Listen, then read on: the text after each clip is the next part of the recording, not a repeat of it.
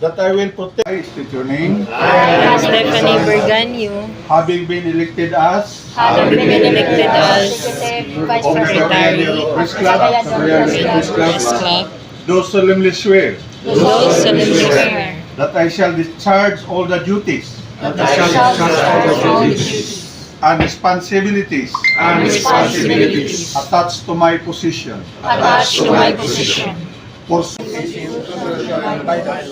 that I will protect the interest of the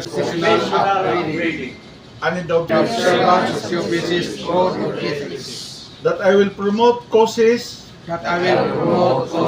through which free press can contribute to the promotion of good governance and building a strong society. Having been elected as board of director of the Cagayan, swear that I shall discharge that on purpose of obligation. So help me God. so help me God. Congratulations.